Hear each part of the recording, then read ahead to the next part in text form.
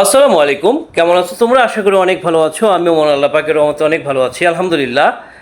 এই মুহূর্তে তোমাদের জন্য হাজির হয়ে গেলাম নতুন আরেকটি ভিডিওতে। আর আজকে এই ভিডিওটা হচ্ছে মডিফায়ার এইচএসসি যারা রয়েছে তাদের জন্য। তো অত্যন্ত শর্টকাট ওয়েতে মডিফায়ার আলোচনা করব। ভিডিওটি শুরু থেকে শেষ পর্যন্ত কন্টিনিউ করো, চ্যানেলটিকে সাবস্ক্রাইব করো, ভিডিওটিতে একটি লাইক দাও, আর এই ভিডিওটি বন্ধুদের মধ্যে শেয়ার করে দাও। তো মডিফায়ার এইটার সাথে তুমি ছোটোবেলা থেকে পরিচিত, কিন্তু নাম জানতা না এটার নাম হচ্ছে মডিফায়ার। অর্থাৎ তুমি ছোটোবেলা থেকে শুনে আসতেছো নাউন, ভার্ব, অ্যাডজেক্টিভ, অ্যাডভার্ব, এগুলো ছোটোবেলা থেকে শুনে আসতেছো। এইগুলো তোমাকে একটা ব্যবহার করতে হবে এই মডিফায়ার। তো দেখো, এখানে আমরা প্রথমত একটা শর্টকাট বিষয় বলবো, সেটা হচ্ছে কি, দেখো এখানে কি আছে, যে এখানে আছে যে অ্যাডভার্ব। হ্যাঁ, অ্যাডভার্বের পরে ভার্ব আছে, ভার্বের পরে আছে আবার অ্যাডভার্ব, অ্যাডভার্ব পরে আবার আছে অ্যাডজেক্টিভ, অ্যাডজেক্টিভ পরে আছে নাউন। এটার মানে হচ্ছে যে ভার্বের আগে অ্যাডভার্ব বসে, আবার ভার্বের পরেও কি বসে, অ্যাডভার্ব বসে, আবার অ্যাডভার্বের পরে অ্যাডজেক্টিভ বসে, আবার অ্যাডজেক্টিভের পরে নাউন বসে। তো পরে বা আগে, ঠিক আছে। হ্যাঁ, যখন তোমার লেখা থাকবে যে পোস্ট মডিফাই দ্য ভার্ব, মানে ভার্বকে মডিফাই করো, পরে মানে ভার্বের পরে মডিফাই করতে বলা হচ্ছে। তো ভার্বকে আগে বা পরে যদি মডিফাই করতে বলে, সেক্ষেত্রে তোমার অ্যাডভার্ব বসে। অ্যাডভার্ব মানে কি, যে অ্যাডজেক্টিভের সাথে এল হয়, যেমন লার্জলি, গ্রেটলি, র্যান্ডমলি, এরকম। যেমন এখানে আছে কি, যে Bangladesh is post modify the verb, যেহেতু লেখা আছে তাহলে বুঝতে হচ্ছে হবে যে এইখানে তোমাকে পোস্ট মডিফাই দ্য ভার্ব যেহেতু বলছে, তাহলে তোমাকে একটা অ্যাডভার্ব বসাইতে হবে।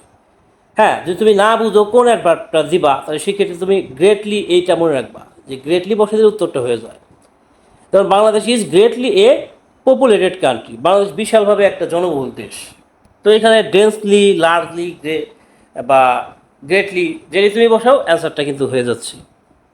না বুঝলে তুমি অন্তত গ্রেটলি তো মনে রাখতে পারবা, তাইলেই হবে।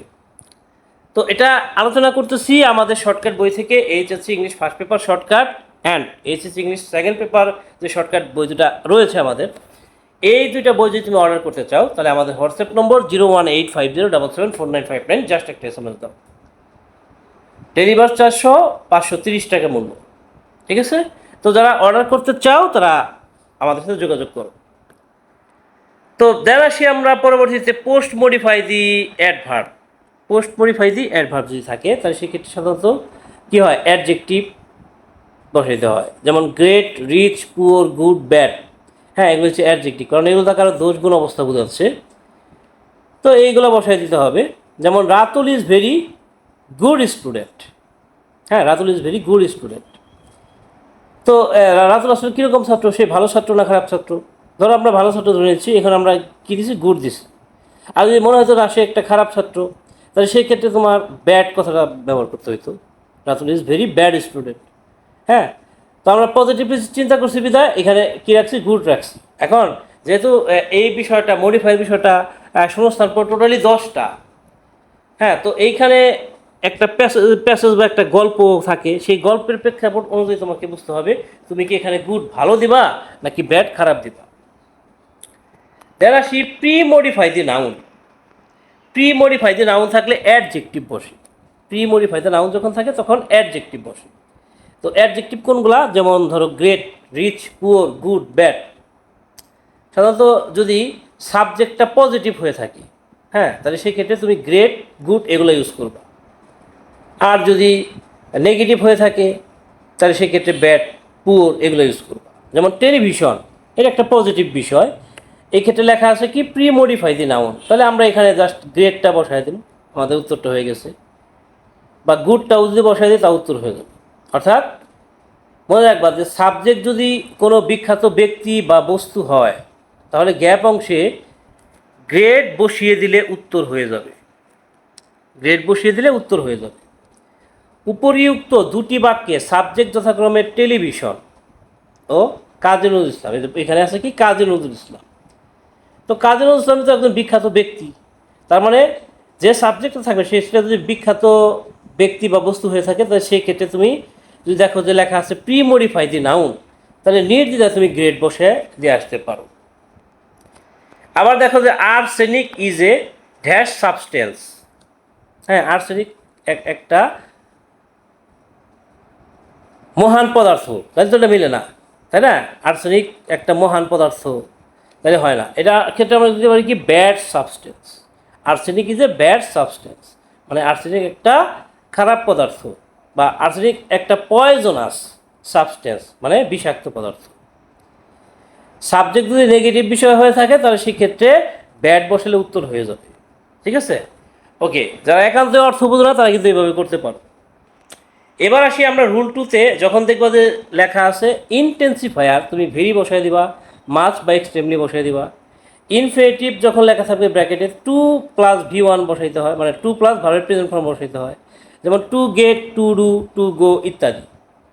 ইনফিনিটিভ ফ্রেজ থাকলে 2 + ভার্ব 1 প্লাস এক্সট্রা ওয়ার্ড, মানে অতিরিক্ত ওয়ার্ড, যেমন to gate piece, to get out, এরকম। ডেমনস্ট্রেটিভ থাকলে দিস দ্যাট বা দিস দোস। সিঙ্গুলার সাবজেক্টের জন্য অবশ্যই তুমি দিস দ্যাট ব্যবহার করবা, আর প্লুরালের জন্য দিস বা দোস ব্যবহার করবা। দেন আসি আমরা পরবর্তীতে যে বিষয়গুলো আছে সেটা তোমার মাথায় রাখতে হবে। সেটা হচ্ছে কি, যে পসেসিভ থাকলে my, our, your, his, her, its, their, subject অনুসারে যে পসেসিভটা হয় সেটা বসাই দেবা। যেমন আই থাকলে মাই, উই থাকলে আওয়ার, ইউ থাকলে ইয়োর, হি থাকলে হিজ, এভাবে she, her, it, its, they, their. Quantifier থাকলে সংখ্যা বা পরিমাণ বসাইতে হবে, some, many, few, much, a lot of, এগুলো বসাই দিবা। ডিটারমিনার থাকলে এ অ্যান্ড দি বসাই দিতে হবে। এরপরে পার্টিসিপল লেখা থাকলে ভার্বের সাথে আইএনজি বা ভি3, যেমন ডুইং, গোয়িং, টেকিং, অথবা ভি3 যদি বসাও ডান, গন, টেকেন, এরকম। অ্যাডভার্বিয়াল ফ্রেজ থাকলে অ্যাডভার্ব বসিয়ে এক্সট্রা ওয়ার্ড বসাই দিবা।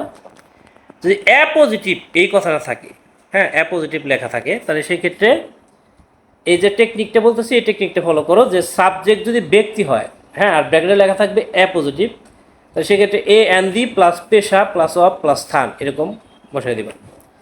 যেমন কাজী নজরুল ইসলাম, এর ক্ষেত্রে আমরা লিখতে পারি দি, লিখলাম, তার পেশাটা কি, সে একজন পোয়েট বা রাইটার, তারপর অফ বসাইলাম, আর স্থান কি, বাংলাদেশ দিলাম। তাহলে এই টেকনিক মনে রেখে তুমি এই অ্যাপোজিটিভটা অ্যান্সার করে আসতে পারো। আবার যদি সাবজেক্টটা কোনো বস্তু ভিত্তিক হয়ে থাকে, এটা তো ব্যক্তি ভিত্তিক হলে এরকম করবো, আর বস্তু ভিত্তিক যদি হয়ে থাকে তাহলে সেই ক্ষেত্রে তোমাকে লিখতে হবে the vital part of our life. হ্যাঁ, যদি ওই বস্তুটা উপকারী বস্তু হয়ে থাকে, অপকারী বস্তু হলে তো আর ভাইটাল লেখা যাবে না, সেক্ষেত্রে লিখতে হবে হার্মফুল। ঠিক আছে? তার মানে উপকারী বস্তু হয়ে থাকলে, সাবজেক্ট যদি কোনো উপকারী বস্তু হয়ে থাকে তাহলে সেক্ষেত্রে তুমি লিখবা the vital part of our life, আর অপকারী বস্তু হলে লিখবা the harmful part of our life. যেমন ওয়াটার, পানি, এখানে তো আর দূষিত পানি বোঝায় না, তার মানে এটা উপকারী বস্তু। তার মানে এইখানে আমরা দিতে পারি the vital part of our life is called life. অর্থাৎ এই যে অ্যাপোজিটিভ এই জায়গায় তুমি লিখতে হবে the vital part of our life. তো এইভাবে সহজেই কিন্তু তুমি মডিফায়ার অ্যান্সার করে ফেলতে পারো। তো আজকের ভিডিওটা কেমন লাগলো কমেন্টে জানিয়ে দাও, আর এই ভিডিওটা তোমার বন্ধুদের মাঝে শেয়ার করে দাও। পরবর্তীতে কোন টপিকের উপর ভিডিও চাও কমেন্টে জানিয়ে দাও। সবাই ভালো থাকবে। আসসালামু আলাইকুম রহমতুল্লাহ।